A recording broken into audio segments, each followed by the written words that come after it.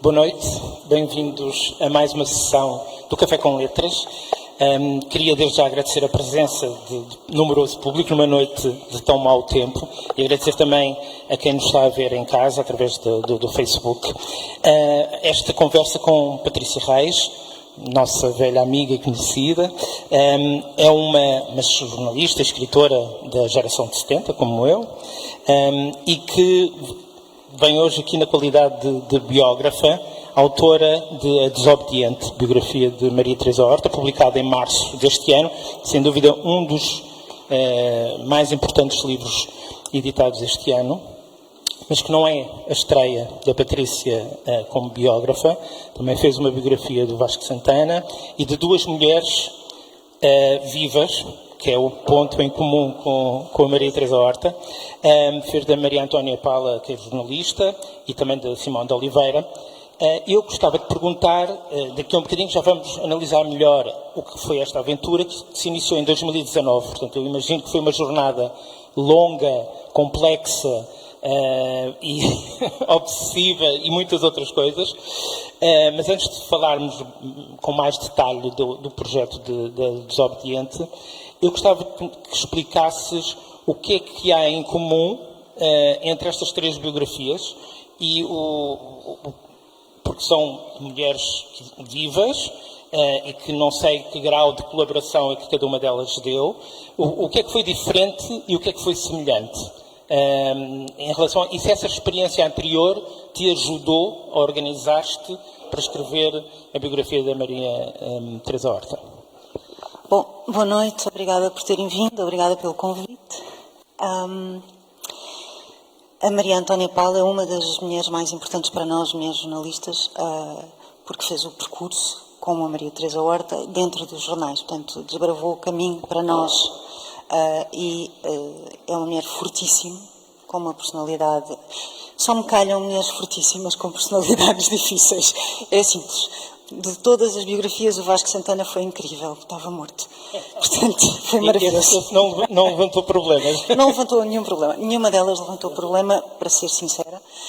No caso da Maria Antónia Paula, devo dizer que é uma biografia escrita a quatro mãos, portanto, eu sou coautora da biografia e era, sobretudo, o relato dela. Aquilo que foi mais complicado para mim foi perceber o registro do texto, porque nós escrevemos de formas completamente diferentes. Temos construções frásicas diferentes, opções de vocabulário diferentes. Eu não uso advérbios de modo à partida, porque são palavras que mentem, nomeadamente, temporariamente, tudo mente. Não é? Ocupam muito espaço. Ocupam muito espaço. É ótimo para enganar editores e dizer que tenho X caracteres, é ótimo, mas eu tendo a não usar. A Maria Antónia, pelo contrário, gosta de advérbios de modo. E, portanto, foi ali o ajuste da escrita, porque é uma pessoa por quem eu tenho uma profunda admiração e respeito, e não foi terrível, não foi difícil, foi muito prazeroso, foi muito gratificante, e aprendi muito com ela. Pronto. E aprendi muito sobre a história de Portugal também, porque ela tem uma história maravilhosa, e a Maria Antónia tem mais de 90 anos, continua a escrever, continua a ser jornalista e continua a partilhar esta ideia que eu também tenho e que a Maria Teresa também tem, que é ser jornalista é sobretudo uma forma de observar o mundo. Isto é comum às duas. Estás a dizer que difíceis, mas as três são mulheres fortes. São fortíssimas e com histórias fortíssimas. Simão de Oliveira, por exemplo. Histórias fortíssimas, são pioneiras na sua área, fizeram coisas antes do 25 de Abril que a maioria das mulheres não fez. Tomaram atitudes, têm e tinham, então, convicções muito fortes. De todas elas, a menos politizada é, obviamente, a Simão de Oliveira, também por causa do meio onde ela estava inserida, mas é uma mulher extraordinária.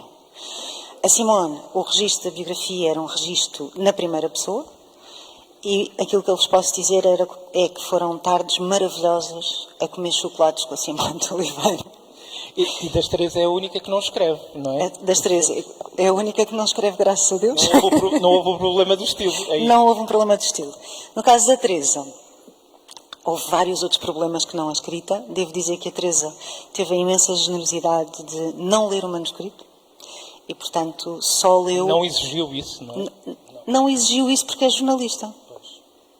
Ela também não gostaria que lhe exigisse. Ora, lá está, porque a Teresa faz parte de uma geração de jornalistas que acreditam piamente que uma vez que tu dás uma entrevista és responsável por aquilo que dizes.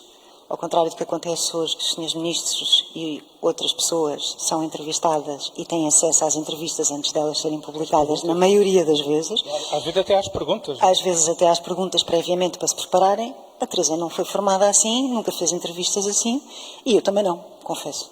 Portanto, ela teve esse enorme respeito e essa também lucidez, porque quando o livro saiu e ela finalmente leu, ela disse-me, ainda bem que eu não li, porque a minha tentação de mudar seria imensa.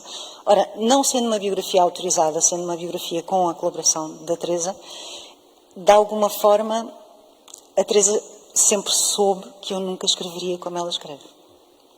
As nossas escritas são completamente diferentes. E ninguém escreve como ela. E ninguém escreve como ela, é como diz o António Lobo Antunes, não é? Ninguém escreve como eu, ninguém escreve como ninguém. Não é? Então, a este nível, ninguém escreve como ninguém. E a Teresa tem uma escrita muito particular, mesmo no seu registro jornalístico, que é muito diferente da minha. Também somos de gerações diferentes. A Teresa nasceu em 1937, eu nasci, como tu, em 1970. E, portanto, obviamente que olhamos para a escrita e para a construção de uma história de uma forma distinta, não é? Foi um privilégio fazer as 3 biografias, as 4, na verdade, porque o Vasco Santana foi divertido de fazer, descobrir outras coisas, claro que sim, e ler e ter acesso a muita informação. Eu sou aquilo que a minha mãe diria uma eterna estudante, porque adoro estudar, não é? Portanto, adoro aprender. Que eu também acho que é uma característica do jornalista. Mestrado, não é? Há não muito tempo fizeste um mestrado. Sim, e agora parece... Ciências da religião. Ciência das religiões, sobre a Teresa, o que deu origem à biografia. Porque eu escrevi uma dissertação sobre a influência das narrativas bíblicas na poética da Teresa, e a partir daí o Rui Coceiro, editor da Contraponto, convidou-me para escrever a biografia. Como é que tu reagiste quando ele fez esse convite? Assustaste ou ficaste entusiasmada? As duas coisas, se calhar. Assustada e entusiasmada. Eu, na verdade, acho que fui bastante ingênua, porque eu disse imediatamente que sim, por achar sem que ia pensar ser... no que é que isso implicava. Sim, sem pensar verdadeiramente no que é que isso implicava. E depois, ao longo de 4 anos, tive momentos de profundo arrependimento. Onde é que eu me meti? Porquê é que eu me meti nisto? Houve vários momentos em que pensaste desistir? Houve alguns momentos em que eu pensei desistir. Não desisti por causa de 2 pessoas especificamente. Do meu marido, que não gosta de pessoas que desistem, e do meu filho mais novo, que me dizia, isto vai passar, isto vai acabar, vai-se arranjar uma solução. Não vai ficar tudo bem. Vai ficar tudo bem. Mais ou menos com a pandemia, não é? Pronto, mas é um trabalho dificílimo, porque é preciso ler muito, é preciso falar com muita gente. E era reler a obra toda dela outra vez? Eu tinha a obra toda dela muito na cabeça por causa do mestrado. Claro. Portanto, essa parte até era bastante fácil para mim. E também tinha muitas histórias que a Teresa me tinha contado ao longo dos anos. Não é? O que eu não consegui facilmente perceber foi o fio de equilíbrio entre aquilo que eu podia contar como jornalista, sem fazer uma coisa meramente laudatória da Teresa, que era fácil, porque sou amiga dela, adoro-a e tenho imenso respeito por ela, fazer uma coisa que pudesse interessar às pessoas e que também desse o outro lado da Teresa. Porque a Teresa, como todos nós, não é só uma escritora incrível, uma jornalista de mão cheia. É uma pessoa com os seus altos e baixos, como todos nós. Contradições. E contradições. E alimenta-se, como aliás o filho diz e bem na biografia, o combustível dela é o conflito. Portanto... esse fio de encontrar até onde é que eu posso ir? Até onde é que eu posso ir? Isso estava implícito ou foi negociado com ela? Não, nada foi negociado com ela. Ela não impôs, ela não impôs nada. Fronteiras, até aqui não. Podes ir, não. A partir daqui já não podes? Não, ela não impôs nada. Fui eu que disse desde o início, a mim não me interessam os segredos da alcova. Eu sei que é uma coisa muito portuguesa e se calhar estaríamos já na 10ª edição, em vez de na 4ª. Mas, não, a mim não me interessam. Há vários momentos em que nos aproximamos disso, mas fica-se sempre um passo. Pronto, porque eu acho que a intimidade das pessoas é a intimidade das pessoas. E não é só, não é das outras pessoas também, E não é? claro, e além disso, uma biografia é o quê? É o espreitar pelo buraco da fechadura. Só tens um ângulo, é um ângulo, não é tudo. E não pode ser tudo. Não é possível fazer a biografia de uma pessoa e dar tudo, entregar tudo, contar tudo. Porque nunca ninguém conta tudo, não é? Estando a Teresa viva, sem uma participação dela tão somente, sabendo que a biografia teria outros intervenientes. O que aconteceu também foi, muitas pessoas disseram, eu não falo contigo. Ou melhor, eu falo, off the record, porque ela está viva e eu não a quero me lembrar.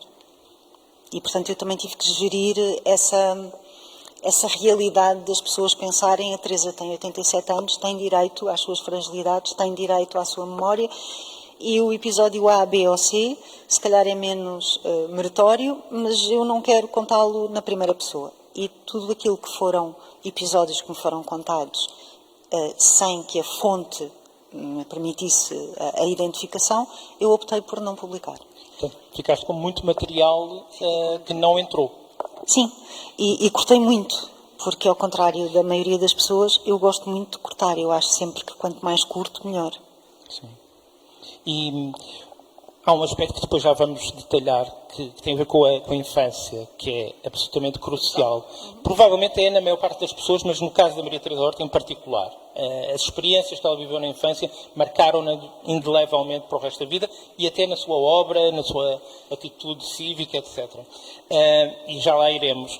Mas tu tinhas ideia de que a infância dela era tão extraordinária como foi e como tu descreves? Eu tinha ideia de alguns daqueles episódios, não tinha ideia de todos aqueles episódios. E há episódios... há um efeito cumulativo, sim, não é? há episódios... Mas a infância da Teresa, como tu dizes e bem, percebendo a Teresinha, percebe-se a Teresa e depois percebe-se a Maria Teresa. A Teresa e a Maria Teresa são produto da Teresinha, daquilo que a Teresinha viveu. E a Teresinha passou as passas do Algarve, verdadeiramente. Aconteceu-lhe tudo. Por razões diferentes e coisas particularmente diferenciadas numa época em que Lisboa era uma cidade muito pequena, muito portátil, digamos assim, e em que tudo se sabia, tudo se comentava e uma parte da família da Teresa pertence à aristocracia, não é? Portanto, não foi nada fácil a mãe abandonar a casa de casal, não foi nada fácil lidar com as depressões pós-parto da mãe, que eram terríveis. Não foi nada fácil. Começa por aqui. Não foi nada fácil a relação com o pai, a estranheza que o pai via na Teresa, porque a Teresa lhe lembrava a mãe que o tinha, a mulher que o tinha abandonado, em detrimento de outro. E por causa dos traços de rebeldia, que sempre existiram. Sempre existiram. Eu também acho que o feminismo da Teresa começa aos 9 anos, que é quando a Teresa percebe que se calhar a minha mãe tem tanto direito a fazer a vida dela quanto um homem. Porquê é que a minha mãe não tem tanto direito quanto um homem? Aliás, os gestos em que ela defende a mãe. Sim, há um episódio incrível. Há um episódio incrível que é a mãe consegue perceber, porque o avô da Teresa, portanto o pai da mãe da Teresa, o avô materno da Teresa, toma as dores do genro, em vez de tomar as dores da filha, toma as dores do genro, que era obviamente um produto da sua época, não é? E leva o genro e as filhas para uma casa perto de Loures, e a Carlota de Mascarenhas consegue perceber que as meninas estão ali e escreve uma carta à Teresa. E a carta é entregue e há uma miúda que serve na casa, aquilo que à época se chamava uma criadita, que vai ter com a Teresa e diz à menina: Teresinha, tem aqui uma carta da sua mãe. E a Teresa ficou perplexa, ficou surpresa, ficou comovida, ficou a sentir-se imensamente importante, porque a mãe não se esqueceu dela. A mãe não se esqueceu dela, mas percebeu que aquela carta era um perigo. E, portanto, leu a carta e enterrou a carta. Enterrou a carta para não mostrar a carta a ninguém. Só que, enfim, a miúda que tinha recebido a carta acaba por mencionar que a carta tinha chegado. A Teresa é chamada à madrasta da mãe. que diz, eu quero ver a carta, eu quero ver a carta. Ela diz, não conheço carta nenhuma, não tenho carta nenhuma, não recebi nada. E depois corre para o sítio onde enterrou a carta e engola a carta. E ela diz-me, foi um episódio muito comovente essa tarde, porque ela diz-me, eu comi a carta, eu engoli a minha mãe para proteger a minha mãe. Eu engoli a minha mãe. Eu engoli a minha mãe. De um dos subcapítulos. Eu engoli a minha mãe. E aliás, há aí Isso é uma muito simbólica bonito. dupla, porque não é só a carta, que era o segredo, era uma carta que estava enterrada. Mais literal do que isto é. Portanto, há aqui uma proteção à mãe, que eu acho que é o chão fundador do feminismo da Teresa, claramente. Portanto, houve ali momentos difíceis para mim de como é que eu vou levar isto adiante, porque muitas das coisas que a Teresa conta não são passíveis de serem corroboradas por ninguém. Não há ninguém para me dizer sim, é verdade que a mãe a pendurou por uma perninha à janela. Sim, é verdade que a mãe tinha depressões pós-parto terríveis. Sim, é verdade que o pai... Não está cá ninguém para me dizer algumas isto. dessas histórias estão em poemas dela, por exemplo. Tudo está na obra dela. A vida dela está na obra dela. Quem ler a biografia, depois for ler a obra dela, tanto a ficção como a poesia, como as Luzes de Leonor, está tudo lá. E é Sim, tudo curioso, ela. Porque as Luzes de Leonor, de certa maneira, ela também foi biógrafa. É um romance, Claro. mas parte Quer dos dizer, dados... eu não sei se é um romance, porque aquilo é uma miscelânea Uma de coisas, não é? miscelânea, mas parte da própria investigação que ela fez, da vida da bisavó? Não, Pentavó. Pentavó. E, portanto, também há sendo ela, obviamente, escritora, é uma recriação romanesca, mas é a vida, Mas é uma vida, não é? é muito mais do que isso, porque eu acho que há uma transfiguração dela na Marquesa da Lorna, Ela sinceramente. projeta-se Ela também, projeta-se não é? na Marquesa da Lorna. Uma das coisas evidentes para mim é Quase isto. como uma figuração da própria poesia, não é? E não só. O único retrato que temos da Marquesa da Lorna, ela tem os olhos castanhos. E no livro, a Marquesa da Lorna tem os olhos azuis. Como ela, como a ela. Teresa. No livro, a Marquesa da Lorna tem momentos de grande fricção e de conflito com o pai, como a Teresa. No livro, enfim, a sexualidade na Marquesa da Lorna é sempre questionada, sempre uma curiosidade, como a Teresa. E por aí adiante, não é? Portanto, a Marquesa da Lorna também é a Teresa. Também é a Teresa. E eu acho que, tal como a Teresa olhou como romancista para a história da Pentavó, tu também abordaste como romancista, porque tens essa sorte de não és só biógrafo, és também romancista, e utilizaste a linguagem e as técnicas e a escrita romanesca para contar a primeira fase. A primeira parte. Obviamente não faria sequer, se calhar, sentido continuar no resto do livro. Esse era o desafio, não é? De eu perceber que havia um desequilíbrio. Um desequilíbrio. É? Uma parte do livro tem que ser quase um romance. Pode ser lido, é lido. É lido, Os primeiros 150 páginas pode ser lido como um romance. É um romance e o resto será mais uma biografia mais canónica, mais... E como é que tu trabalhaste isto, sabendo que havia essa tensão entre esses dois corpos dentro da biografia? Eu só consegui resolver esse problema quando decidi que ia ter um texto inicial em que explicasse que havia este problema. E que era um problema, que é um desequilíbrio, é uma... Não é melhor assumi-lo do que estar a fingir que ele não existe. Portanto, pode ser a autoficção da Teresa, mas para a Teresa é verdade e eu vou relatar a verdade da Teresa, porque é aquela a qual eu tenho acesso. E depois o resto eu posso salvaguardar-me de uma série de testemunhos escritos, falados, enfim. Mas isto existe, esta realidade existe.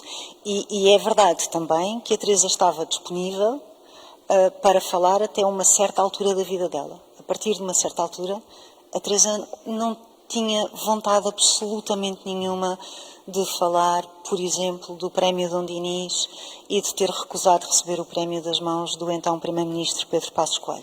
Não queria falar... Tu falas disso porque tens que falar. Pois, claro. Com certeza, não é? E falei, por exemplo, com o Nuno Júdice, que entretanto já cá não está, infelizmente. Fazia parte do júri, não é? Fazia parte do júri e era amigo da Teresa.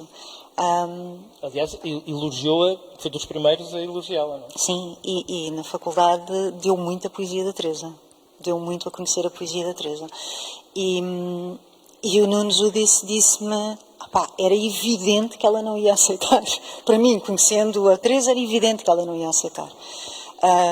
Mas havia outras pessoas com quem falar sobre estas coisas que eram coisas mais tangíveis, digamos assim, mais próximas, e era mais fácil arranjar material. É muito curioso também, a Teresa, há uns meses, quando o livro saiu, em março, confidenciou-me que, quando eu lhe disse, bom, então agora eu vou falar com as outras pessoas todas, com quem tenho que falar, e vou ler tudo aquilo que tenho para ler, para me sentar e escrever, ela sentiu-se órfã das nossas conversas. Foram para aí 100 horas de conversa. São mais de 100 horas de conversa e apanhou um período muito específico da vida da Teresa, porque Ela nós habituou-se às conversas. Nós começámos antes da morte do Luís de Barros, 20 de novembro de 2019. Tivemos ali uma interrupção, obviamente, e retomámos. E era a pandemia. E a Teresa estava sozinha. E, portanto, aquela coisa de ligar luto, todos os dias. Ajudou no luto o ter Sim. ter essas conversas. Sim. Falavam ao telefone e tu gravavas Falámos ao ao telefone e eu gravava. Depois, quando foi possível, obviamente, ela sempre gostou muito de falar ao telefone, não é? Ela adora falar ao telefone. Horas. Ainda agora. Sim. Ela é uma faladora. É uma pessoa que gosta de conversar, que gosta de contar coisas, que gosta de... E gosta, sobretudo, neste momento, de recordar certos períodos da vida dela, aos quais se agarra de uma forma muito bonita, muito comovente. Até a forma como ela fala da avó Camila, que ela claramente mitificou, porque a avó morre quando ela tem 9 anos, portanto... Mas é muito comovente essa construção. Tudo na Teresa é uma construção, e eu acho que isso fica claro na biografia. Não é? Eu acho que qualquer biógrafo, quando escreve uma biografia, queira ou não queira, acaba por transformar o biografado numa personagem. É impossível não transformar. No caso da Teresa, da Maria Teresa Horta, ela já se tinha transformado a si mesma numa personagem. Ela é uma personagem. Ela é uma personagem, sim. Ela é uma personagem. Ela decidiu que seria uma pessoa singular, diferenciada e que não iria nunca pactuar. Por isso é que o livro chama-se A Desobediente, porque é efetivamente o que ela é. E ela própria, ela muitas vezes diz, se me quiserem chamar alguma coisa, desobediente, não é? E é. Ainda agora. Insubmissa. Ainda agora. E pronto, e depois tudo o que deriva daí, que é inquieta.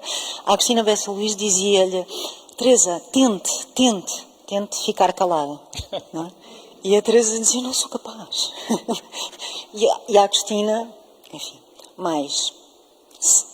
Eu não vou dizer séria, porque a Agostina tinha um sentido de humor incrível, mas a verdade é que era uma pessoa mais formal em algumas situações do que a Teresa, não é? Mas parecia coisas muito pouco formais. Coisas muito pouco formais, não é? Pronto. Mas a Teresa, a coisa mais admirável da Teresa é que a Teresa nunca cedeu, a Teresa nunca quebrou, a Teresa acredita piamente na causa feminina e vai até ao fim. E mesmo quando lhe dizem, e disseram muitas vezes, vais ser prejudicada, a vida no meio literário vai ser difícil, a academia não te vai reconhecer, e os palmarés da Teresa são estes, comparados, por exemplo, com Manela Alegre, que é da mesma geração, é um ano mais velho que ela, que tem palmarés e homenagens e prémios até aqui, ela disse, pois paciência.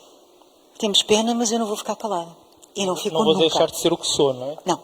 E isso acho que vem da Teresinha. Sim.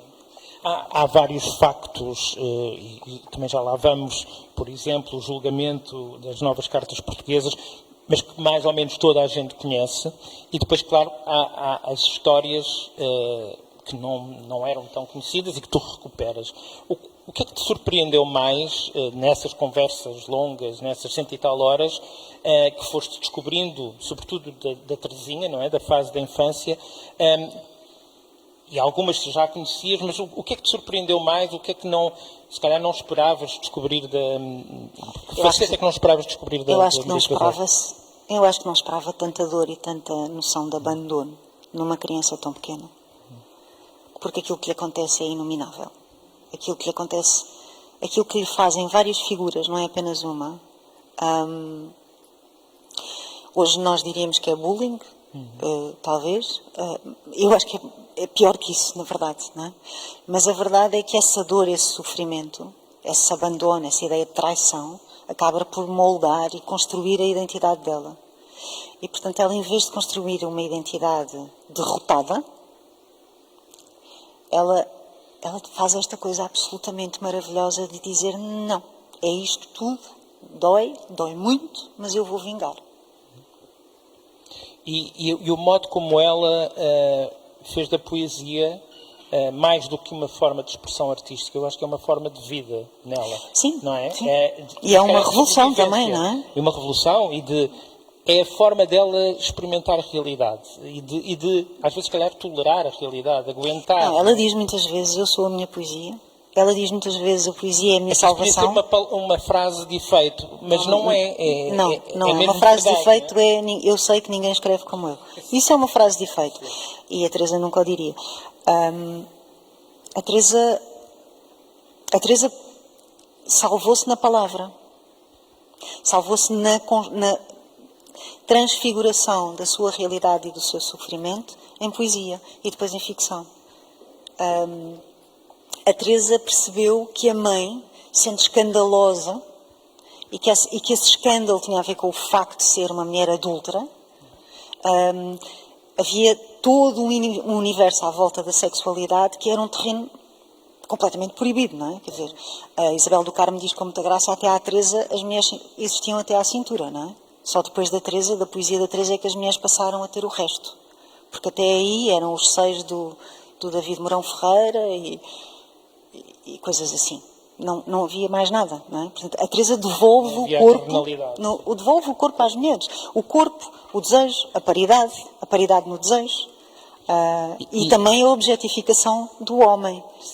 O que é inacreditável, não é? Porque ela começa a fazer isto nos anos 60, ela não faz isto agora. Era isso que eu ia perguntar, que eu acho que a poesia dela, e há muitos jovens que leem a poesia, ela tem noção disso, não é? Sim. Há muitos jovens que leem, jovens, raparigas e rapazes, e que admiram a poesia dela, e o que é extraordinário é que ela publicou nos anos 60, 70, coisas que ainda hoje são fortíssimas e que mexem hoje que se pode dizer tudo, de todas as maneiras. Ela disse antes. Ela disse antes. E dizê-lo há 50 ou há 60 anos, naquele Portugal... É admirável. É absolutamente... É admirável. Reparem, as novas cartas começam por ser o resultado da Teresa ter sido espancada na rua por causa de um livro que publica. Não é? Que é quando a Maria Velho da Costa diz, se uma mulher escrever um livro dá nisto, que seria se 3, não é? Que burburinho é que isto vai causar? E causou, não é? Causou e de alguma forma também ajudou no derrube, pelo menos para mim, ajudou no derrube do regime de Marcelo Caetano. Simbolicamente. Internacionalmente. Fez-lhes moça, fez muita moça. Porque elas conseguiram chegar às mulheres certas. Não é? E a Simone de Beauvoir, a Marguerite Duras, foram o mote do primeiro congresso feminista nos Estados Unidos da América. Poucas pessoas sabiam isto na altura. Porque elas de facto... Agora, o livro não é um livro escandaloso, e ao contrário do que diz o Fialho Gouveia quando as entrevista em maio de 1974... Essa entrevista vale a pena. Essa entrevista está na internet. É um tesouro. Essa entrevista é um tesouro. O Fialho Gouveia diz, é um livro chato. Elas ficam muito chateadas. Usa mesmo essa palavra, chato. Não é um livro chato, é um livro que implica uma educação para a leitura, uma concentração, e elas eram 3 mulheres com uma educação cultural muito extraordinária para aquilo que existia em Portugal. Vocês não se esqueçam que em 1974 nós tínhamos quase 2 milhões de analfabetos em Portugal e 92% eram mulheres, claro. Portanto, e a vida das mulheres não mudou do dia 25 de abril de 1974 para o dia 26, nem nada que se pareça, porque em maio de 1974 há um estudo publicado no Jornal Expresso, no Semanário Expresso, que diz que mais de 3/4 da população acha que as mulheres devem chegar virgens ao casamento. Ainda estávamos aí. Em 74. Em 74, já pós-revolução. Portanto... quando elas se manifestam as mulheres fazem uma manifestação para queimar simbolicamente objetos que representavam um determinado regime patriarcal no Parque Eduardo VII, ninguém queimou sutiãs, só por uma razão, elas não usavam sutiãs. Senhores, sim, mas havia a noiva, havia os símbolos. A noiva foi a única que não foi agredida. O que não deixa de ser, do ponto de vista da psicologia masculina, extraordinário. Mas não se atreveram não a tanto. se atreveram a tanto. Portanto, aquela figura pueril, de branco, com a flor de laranjeira, essa ficou intocável. Mas a verdade é que aquilo era apenas uma queima de esfregonas. Não era... e sobretudo, isso é muito claro na Teresa, e não é tão claro hoje em dia em muitos discursos feministas que ouvimos, e é pena. Porque a Teresa advoga, e eu também, o feminismo só se faz com os homens. O feminismo não é contra os homens, senhores. Como é evidente, não é? O feminismo é dizer que as mulheres têm as mesmas capacidades e deverão ter as mesmas oportunidades. É só isto. Não é queimar ciãs, nem os homens são inferiores ou são... Não, nada disso, é uma coisa básica. Temos os mesmos direitos. Devem ganhar o mesmo. Devem ganhar o mesmo. E ainda agora... Continua a ainda haver agora, muitas vezes o uma diferença muito grande. Sim, muitas vezes o discurso feminista é demasiado inflamado e assustador para alguns homens. E não devia ser. Não era suposto ser. O que é suposto é estarmos todos juntos nesta ideia de que somos seres humanos e todos temos os mesmos direitos. Todos temos as mesmas capacidades, logo devemos ter todas as mesmas oportunidades. Isto é o nível dos direitos humanos. Ponto. E nós vivemos numa sociedade que está cheia de gavetinhas, não é? Este é não binário, este é gay, este é hetero, este é de esquerda, este é de direita, este é poliamoroso, este é... gordo, magro, transexual, as gavetinhas. Caramba, somos todos seres humanos. É assim uma cena mais básica. Somos todos seres humanos. Como seres humanos, temos direitos, temos oportunidades. Iguais. E isto a Teresa tem na cabeça desde sempre. E isso é extraordinário. Claro que depois, como jornalista, por exemplo, ela fez denúncia de muitas situações em que as mulheres viviam, obviamente, numa situação limite do ponto de vista da sua autonomia corporal, limite do ponto de vista da sua condição de trabalho, das horas de trabalho, daquilo que eram as horas que gastavam a mais a cuidar da família. Ela fez isto tudo, mas nada disto era contra os homens. E isto é extraordinário, não é? As posições que ela tomava dentro dos jornais, eu cheguei a ser camarada de redação da Maria Teresa Horta, eu lembro-me, ela nunca, já numa fase da vida em que tinha menos responsabilidades, ela nunca deixava de dizer nas reuniões aquilo que pensava, e isso também está no livro, o papel dela enquanto jornalista e enquanto defensora do lugar e da importância das mulheres no jornalismo é absolutamente fundamental. Ela, como a Maria Antónia Paula, como a Antónia Fiagueiro, como outras. Não são muitas, mas são algumas. As pessoas talvez não tenham noção disso, mas nos anos 60, 70 eram meios muito machistas e muito... Ainda agora são. Ainda são. E muito dominados quando eu cheguei ao Expresso, Zé Mário, quando eu cheguei ao Expresso, a única mulher que tinha um cargo de chefia era a menina do arquivo, e ainda assim era a menina do arquivo. A única. Perguntarás tu, e tu chegaste ao Expresso quando? Em 1992. Foi ontem. Não foi ontem, mas foi quase ontem. Pronto. Isto para dizer que os jornais sempre foram uma geografia masculina, claro. E as mulheres, nos anos 60, não entravam nas redações. Estavam proibidas de entrar nas redações. Portanto, estas mulheres acabaram por derrubar tudo e criar lugar para si próprias. Portanto, por isso é que tiveram quase que inventar esse lugar. Por isso é que eu digo que nós, mulheres jornalistas, somos devedoras desta geração que fez este caminho. Há uma figura central na vida da Maria Teresa Horta e que acaba também por ser central no livro, inevitavelmente, que é o Luís de Barros. E é muito interessante, e eu acho que tu exploras isso, porque sendo uma mulher tão progressista e tão aventura e abrindo caminhos que ninguém explorava, nomeadamente na poesia erótica, na descrição do corpo e do prazer feminino, ela, e também a descrição do corpo masculino, que era o corpo dele, do Luís de Barros, ela apaixonou-se loucamente por este homem, e este homem ocupou a vida dela, aliás, continuou a ocupar, mesmo depois da morte, e os leitores da Maria Teresa Horta sabem, ela dedicava todos os livros ao Luís, E Que ele levou anos para ler. escreveu obsessivamente sobre esse amor e sobre o sexo e o corpo do amado. E eu acho que é uma figura, se calhar ele não sei até que ponto ele gostaria desse lugar, mas central da literatura portuguesa do século XX. Como muso, Como não é? muso, Claro. como muso. E isso é uma figura fascinante. Como é que tu... Mas, por outro lado, também há um lado mais delicado, que tem a ver com o que seria a intimidade do casal, que tu mais, como tu disseste, não entras demasiado. Mas como é que, sabendo que era tão central na vida dela, como é que tu pensaste, ok, como é que eu vou abordar a questão do Luís? Porque o Luís está no centro da vida dela. Eu trabalhei com o Luís. No princípio destas conversas com as outras pessoas, eu liguei à Maria Antónia Paula e perguntei, então, Maria Teresa, tarará, tarará, e a Maria Antónia disse, o marido dela era um boneco. e de facto o Luís era um homem muito bonito. Era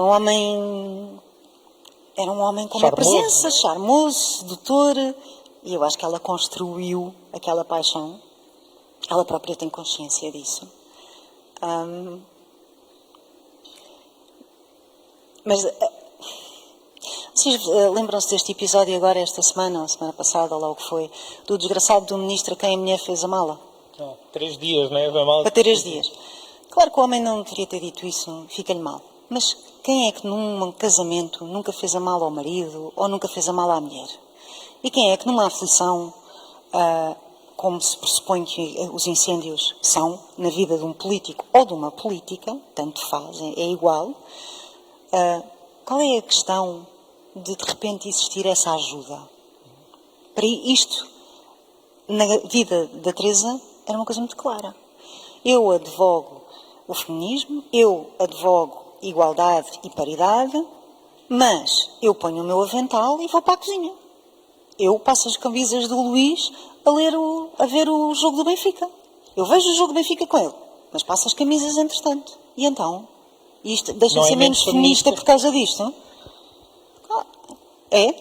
Não acho que seja. Acho que ela construiu uma bolha com o Luís, que era muito particular. Acho que os últimos anos, acho que a partir da construção das Luzes de Leonor, do romance sobre a Marquesa da Lorna, o Luís passou a ser muito mais próximo daquele exercício da escrita, porque durante muito tempo o Luís não leu os livros, não quis saber, não esteve nas sessões das novas cartas, também no estava tribunal, mais ativo profissionalmente. Estava muito mais ativo profissionalmente.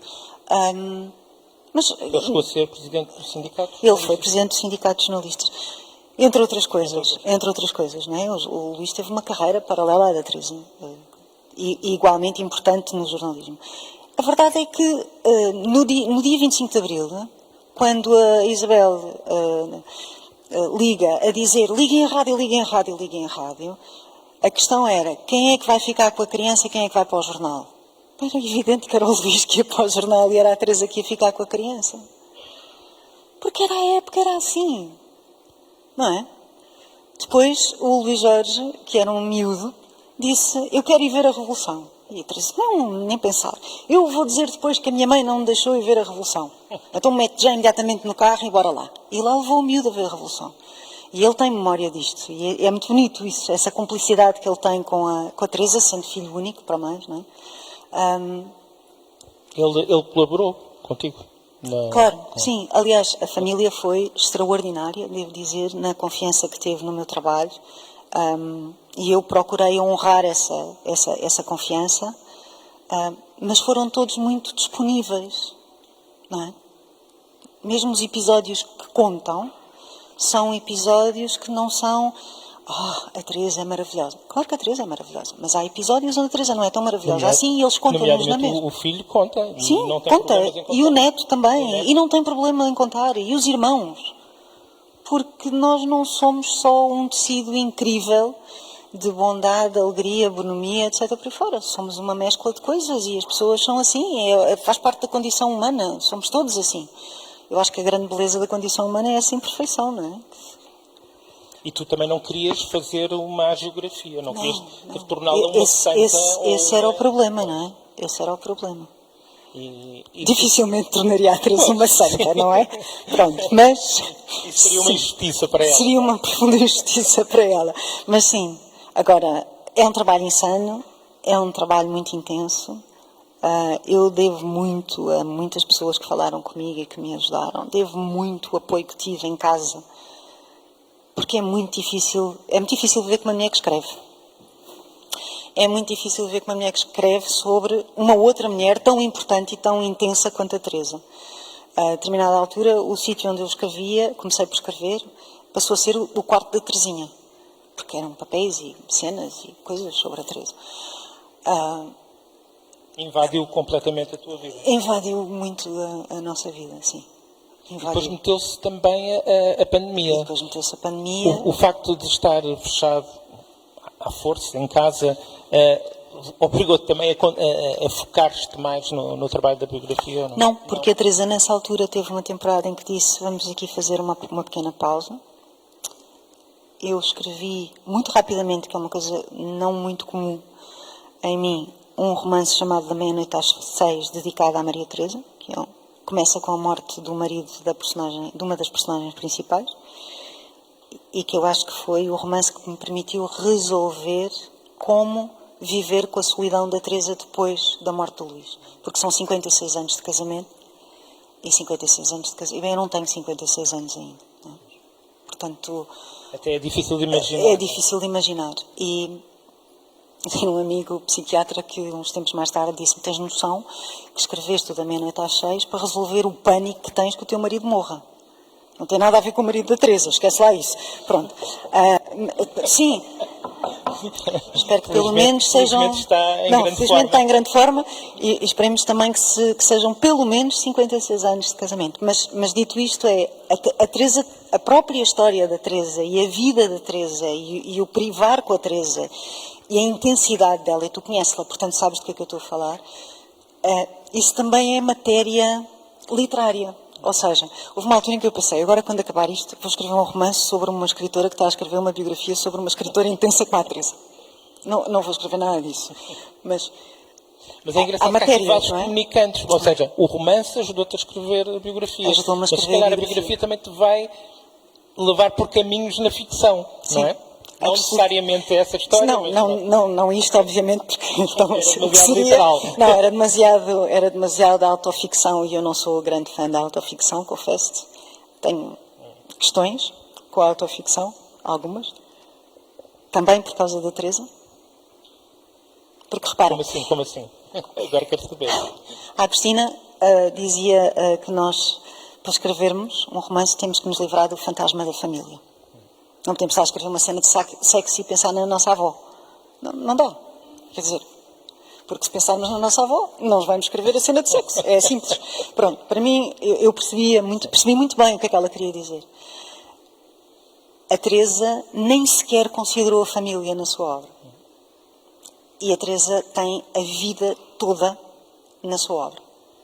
Uma exposição que não é uma exposição com a crueza, por exemplo, de uma Marguerite Duras, para citar alguém cuja obra é bastante autoficção, autobiográfica e com aquele registro de uma dureza que a Teresa não tem.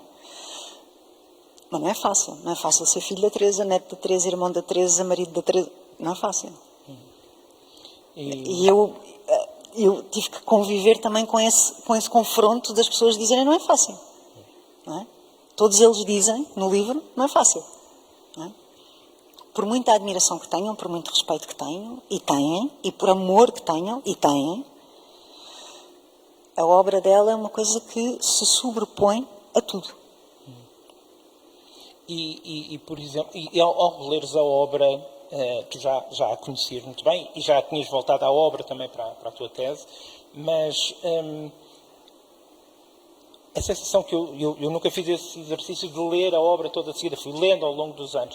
A sensação que eu tenho é que, se formos ler, há uma coerência e uma espécie de fio condutor que une todos os livros de poesia, que une todos os romances e livros de ficção.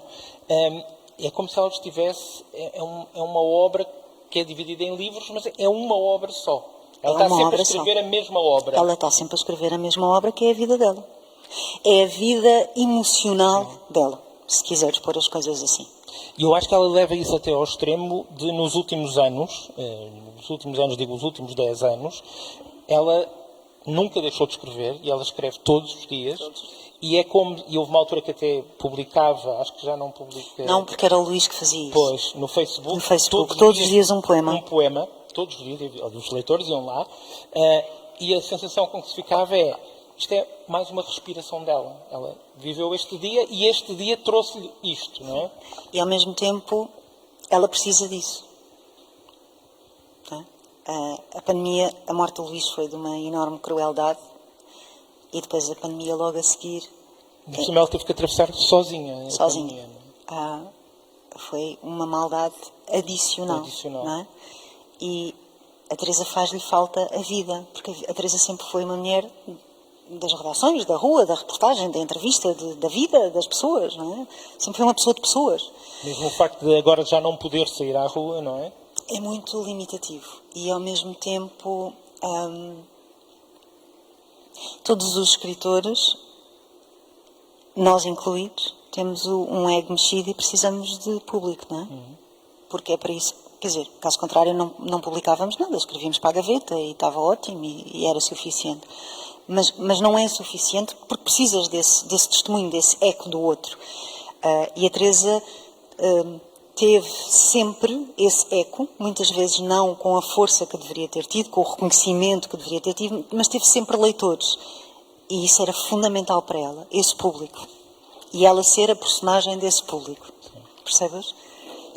Os últimos anos, desde 2019, final de 2019, têm sido, no mínimo, difíceis. E achas, a famosa... Falaste do prémio Dom Dinis, mas também houve o prémio Oceanos, que ela recusou porque... uma questão de dignidade. Dignidade, porque lhe deram... Execo o quarto lugar. E ela disse não. O Bernardo Carvalho. Que, aliás, é um excelente escritor, não é? Sim, mas uma coisa é uma coisa e outra coisa é outra coisa. É? Mas o facto dela não ter, porque objetivamente não teve o reconhecimento que merecia, falaste do Manuel Alegre, sei lá, o prémio Camões, há uma série de prémios que um escritor homem equivalente ganhou. Sim. E que ela não ganhou. E, portanto, objetivamente ela é injustiçada. E ela sabe porquê e se calhar até não se arrepende. O feminismo dela não a beneficiou nesse aspecto. E ela diz, como tu disseste, paciência. Se tem que ser assim, paciência. Mas aquilo magoa. Claro que magoa. Quem não se sente não é filho de boa gente, não é? Claro que magoa. É óbvio que magoa. Magoa muito. A questão é que a Teresa, um bocadinho como a Clarice Lispector, a Clarice Lispector tem uma frase que eu adoro, que é: eu sou mais forte do que eu. A questão é que a Teresa é mais forte que a Teresa. Sim. E, portanto, há ali um momento em que o embate é grande, mas ela levanta-se sempre. E há outro aspecto que é, por muito injustiçada que ela seja, ou que tenha sido em vida, e esperemos que ainda viva bastantes anos, eu tenho a certeza absoluta que não só o lugar dela na literatura portuguesa do século XX é fundamental e essencial, como daqui a 50 anos ou 100 anos vão-lhe dar muito mais importância do que deram durante a vida. Se calhar outros que tiveram grande glória não terão... Repara, há certas mulheres escritoras neste país que infelizmente não tiveram o reconhecimento que deveriam ter.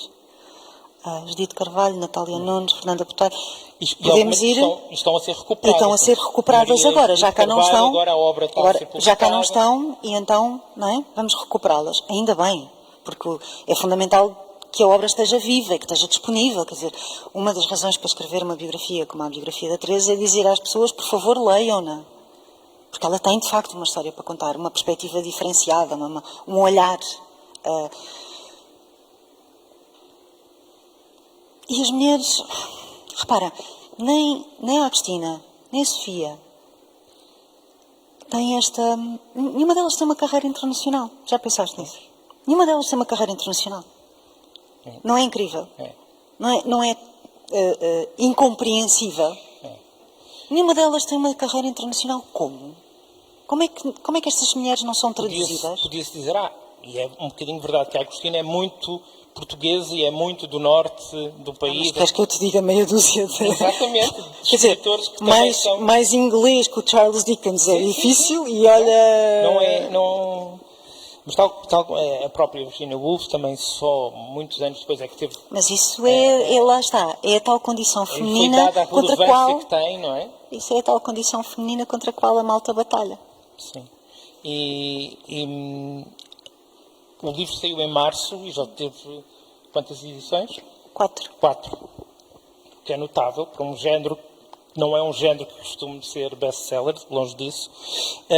4 edições. Tu sentes que os leitores da biografia, e não sei se tens ecos diretos ou não, ficaram a conhecer e a perceber, e se calhar a olhar para a Maria Teresa Horta e para a obra dela de outra maneira?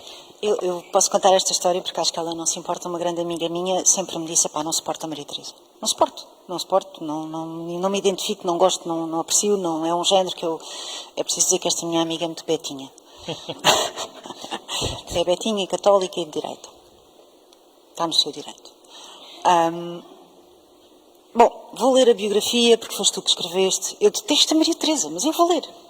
Mas não tens que ler, não leias. Não tem importância nenhuma. E há 2 semanas ligou-me e disse: epá, caramba, eu não sabia que ela era esta mulher. Ora, aí está. Também não sabemos se não estivermos interessados. Há 2 ou 3 meses, igualmente um betinho de direita católica disse-me: eu odiava a Natália Correia. Depois fui ler a biografia da Filipa Martins e a mulher era extraordinária. Portanto, se as biografias pelo menos servirem para isto, para as pessoas poderem dizer: espera lá, esta mulher fez isto. Espera lá, esta mulher conquistou isto. Espera lá. Eu achava... uma das coisas que as pessoas me dizem muito é: aprendi muito sobre o que era Portugal. Porque, obviamente, o contexto é fundamental, não é? Aquilo que aconteceu nos anos 60 tem um peso que nos anos 90 é completamente diferente, não é? Depende do que seja, claro, mas à partida. E esse contexto é muito importante. E os mais novos o que referem é: eu nunca tinha pensado no país assim. Estou a lembrar-me, por exemplo, da Nemesis que ela tinha na PIDE, não é? Aquele Moreira diretor Batista. Que a perseguiu durante décadas. Sim. Com um ódio de morte. Por causa de uma coisa estúpida que é do cineclube. A Teresa foi uma das primeiras mulheres cineclubistas. Entre outras coisas, foi a primeira mulher a presidente de um cineclube. Ela tem uma paixão por cinema que depois contagiou o filho e os netos. E o Moreira Batista ficou perplexo. Que país é este que tem uma mulher à frente de um cineclube? Que é a redução máxima das capacidades de uma mulher. Vai para trás do forno. Não é? Ele não tolerou isso. E não tolerou a vida inteira. E quando ele morreu, a Teresa disse: morreu o meu único inimigo. O que é extraordinário, eu acho. Porque ele fez-lhe, de facto, uma perseguição. Ele fez uma perseguição de tal ordem que disse à Senhora Cassis, nas publicações de Dom Quixote que ela fundou: se publicar, nem que seja a história da carochinha, escrita pela Maria Teresa Horta, eu censuro e tiro do mercado. Nem que seja a história da carochinha. É perseguição. E fez. Perseguição, claro. E obviamente que muitos dos livros foram retirados, e não era a história da carochinha. E não era a história da... Mas nunca. Pois, porque isso a Teresa não lhe daria esse gostinho, não é? Não. Mas várias biografias foram feitas recentemente, não só de figuras vivas, mas também, sei lá, o Camões, etc. Tu achas que durante muitos anos era uma queixa recorrente: não se fazem biografias, porque há a tradição da biografia, por exemplo, no Reino Unido há muito, qualquer figura importante do Churchill, ou mesmo figuras menores, têm a sua biografia. E as pessoas gostam de conhecer o lado humano de um artista, de um político, de um arquiteto, seja o que for. Mas não havia muita tradição da biografia em Portugal, infelizmente. Achas que, e há várias editoras que estão agora a apostar nisto, nomeadamente a Contraponto, que te publica, achas que isto pode não só ser importante pelo que revela, mas permitir que novos biógrafos comecem a surgir? Achas que... Se quiseres saber a minha opinião, que entre nós faz de conta que ninguém está a ouvir, não se metam nisso. É um inferno. É um inferno. É um inferno. Mas quer dizer, obviamente, não se metam nisso. Alguém tem que o fazer, alguém tem que o fazer, não é? E se existir mais interesse por este género literário, pois melhor. Porque tudo o que seja passível de contribuir para a divulgação, no caso de uma pessoa e de uma obra em concreto, melhor, não é? Eu acho que a grande coisa da coleção da Contraponto, e isso é mérito do Rui Coceiro, o editor, é ele ter percebido que queria fazer uma coleção que fosse escrita por romancistas. E isso faz muita diferença. Sim. E talvez ligando a isso, o problema às vezes das biografias anglo-saxónicas é que seguem uma fórmula. Têm regras, sabemos, é a vida, os pormenores da vida, e é quase que formulaico. É quase uma ciência, não é? É uma ciência, pronto. Eles pegam na vida da pessoa, encaixam naquela matriz e está feito. No teu caso, esta biografia só podia ter sido escrita por ti. Não. A biografia podia ter sido escrita por qualquer outra pessoa que fizesse uma pesquisa. As primeiras 150 páginas... Não, as primeiras 150 páginas, tenho muita pena, é são minhas.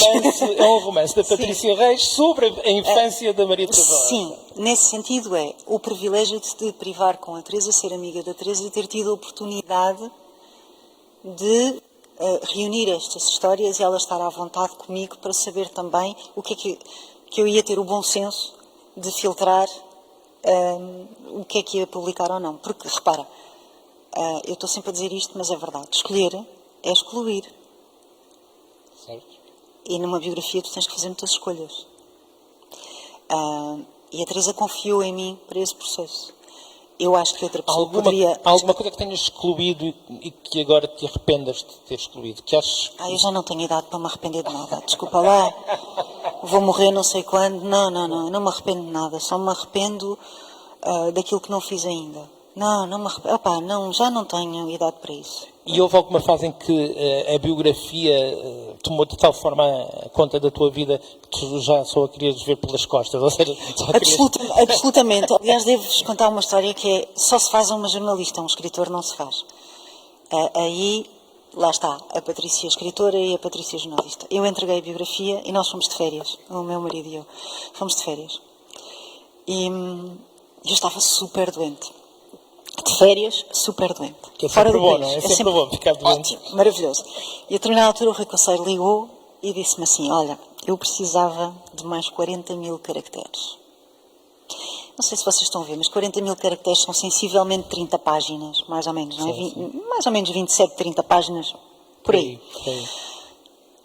Isto é uma coisa que se pede a um jornalista, não se pede a um escritor. Um escritor nunca na vida cumpriria com isto, nem aceitaria semelhante coisa.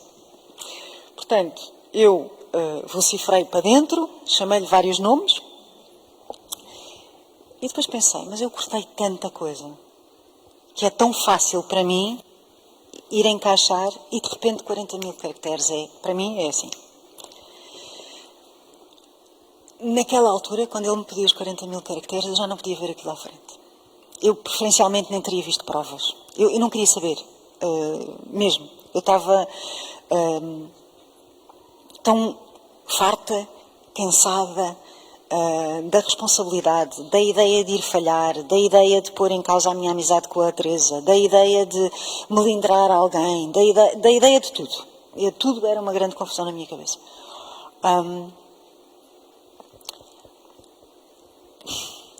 Há 2 semanas, mentira, há 1 semana, eu decidi inscrever no doutoramento e no anteprojeto de tese. O que é que vocês acham que eu escrevi primeiro?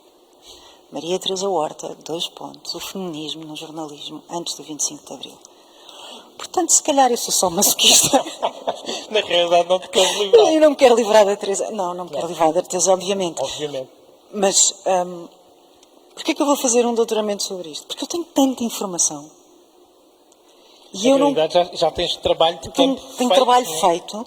Vou fazer, obviamente, muitíssimo mais, mas tenho trabalho feito. E houve muita coisa que eu escolhi não publicar porque eu não queria amassar o leitor. Eu acho que o grande segredo é a dose de informação que tu dás. Seria muito fácil atirar para aqui. Seria facílimo despejar a informação. Já conseguiste ter distância para reler o livro? Eu nunca li o livro, nem tenciono. Nem tencionas? Não. Mas talvez daqui a uns anos...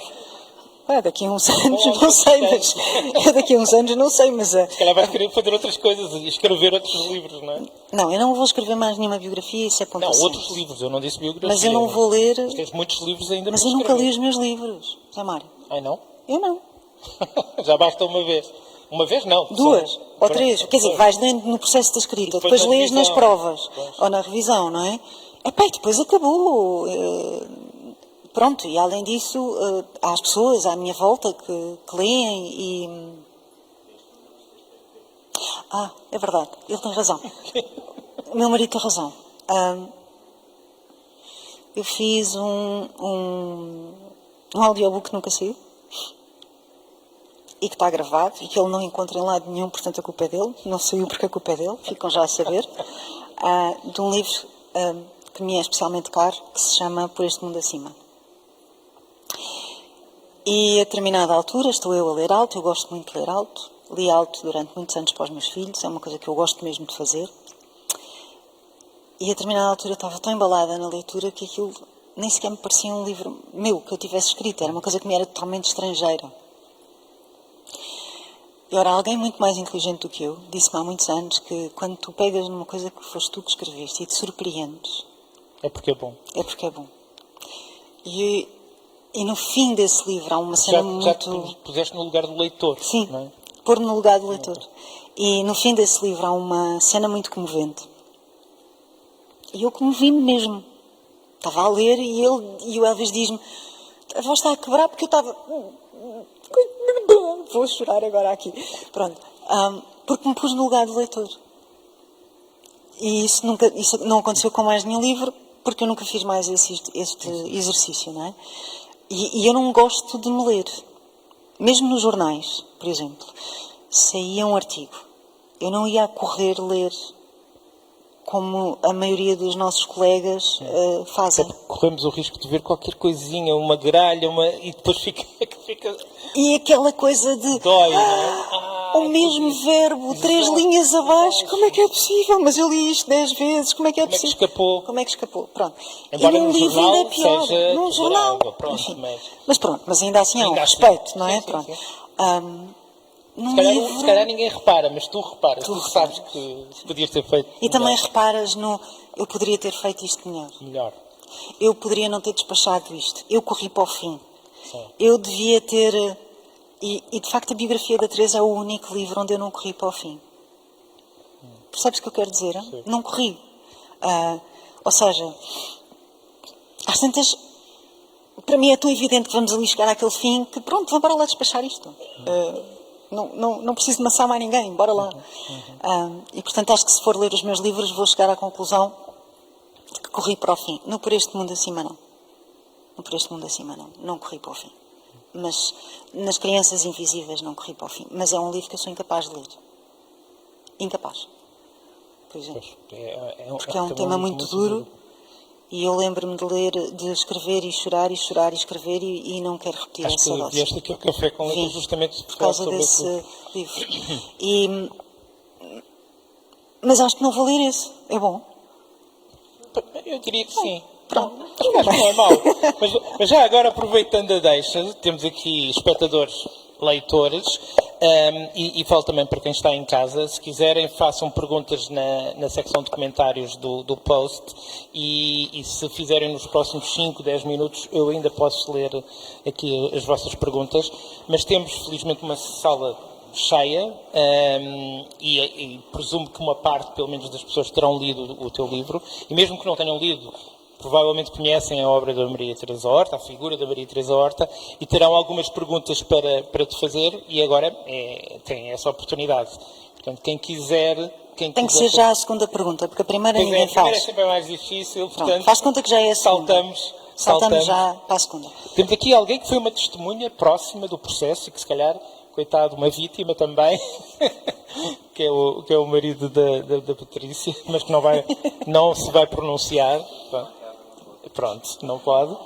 Mas alguém quer fazer pergunta? Vocês são muito contados, senhores. Ninguém. Pode ser ou sobre a Maria Teresa Horta, eu vou só ver se há alguma pergunta. Ainda não. Força.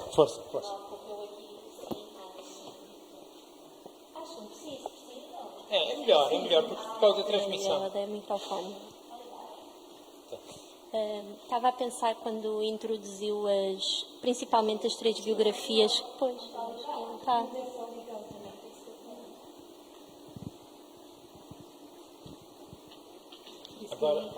Agora já está? Eu posso emprestar o meu. Se for E o meu? Eu não preciso responder.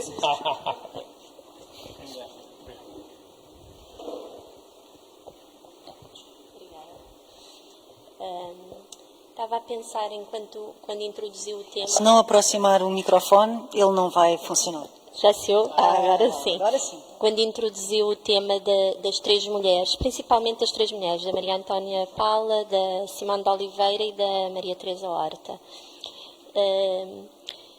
Qual é a sua motivação para escolher estas pessoas? O que é que procura? Porque, de alguma forma, elas parece-me que têm um paralelismo, apesar de todas as diferenças, não é? E falou disso também. Sim, são todas mulheres de alguma forma rebeldes, são todas mulheres contra o sistema, são todas mulheres que, do ponto de vista da sua vida amorosa, tiveram gestos de ousadia dentro de um período histórico de maior conservadorismo, não é? E rigidez de moral e costumes, e, enfim.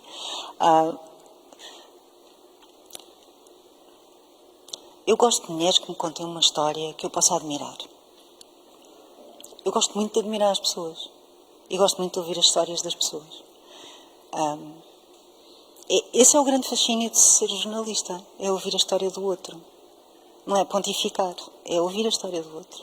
E é contar a história do outro. Pelo menos foi assim para mim desde que comecei. E estas três mulheres são de facto três mulheres muito fortes. Diferentes entre elas, obviamente. Mas a Simone não é minha amiga, a Maria Antónia, eu também não posso dizer que seja minha amiga, é uma pessoa com quem eu convivi e convivo e de quem gosto muito e por quem tenho estima e admiração, como tenho em relação à Simone, mas não são minhas amigas. No caso da Teresa era reparar esta grande injustiça de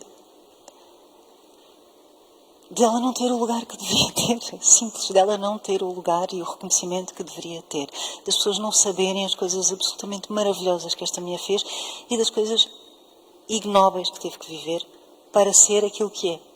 E ela tem uma obra que obviamente deveria ter uma internacionalização, mas acima de tudo tem um percurso que é admirável. Eu acho que nós devemos escrever sobre aquilo que gostamos. Sabe aquelas pessoas nos jornais que escrevem sobre os livros que não gostam, os discos que não gostam, os filmes que não gostam? Eu nunca percebi essa gente, sinceramente. Porque temos aquele espaço no jornal, só temos aquele espaço. Então, se só temos aquele espaço, vamos dar, olha, eu li este livro e é 5 estrelas, é 4 estrelas, este livro é incrível. Leiam este livro, vejam este filme, ouçam este disco, vejam este espetáculo, vão a esta exposição, porque é bom. Não me interessa nada o que é mau, não é? Pronto. Portanto, há esse lado de reparação. E há o lado delas serem três mulheres muito fortes, de facto. Sim, muito.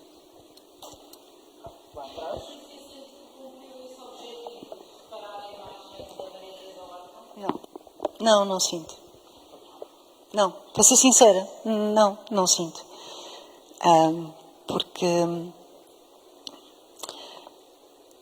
qualquer reparação que seja feita à Maria Teresa Horta hoje é tarde. Ela tem 87 anos. É tarde. E eu tenho perfeita consciência de que é tarde.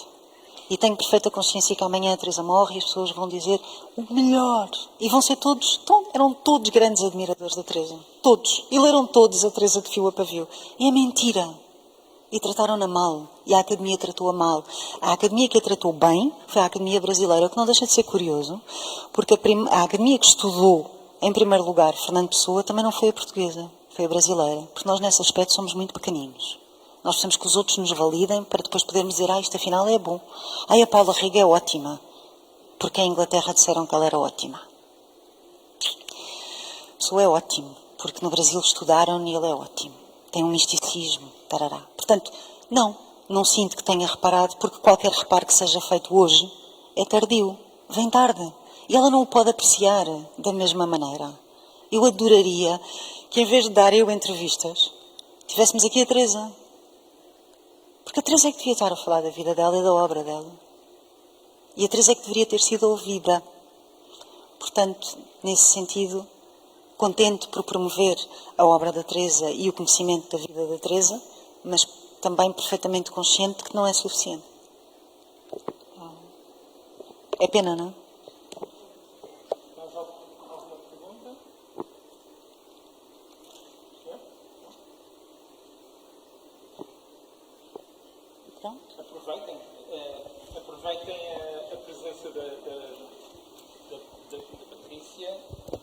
Não sei se é uma última oportunidade, se quiserem.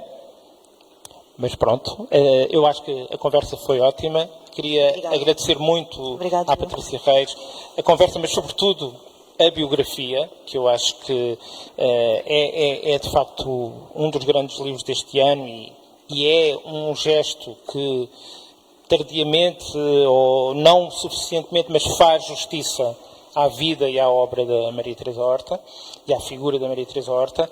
Queria agradecer muito a vossa presença esta noite aqui, numa noite de chuva e de mau tempo, e pronto, mantenham-se atentos, haverá em breve mais sessões do Café com Letras.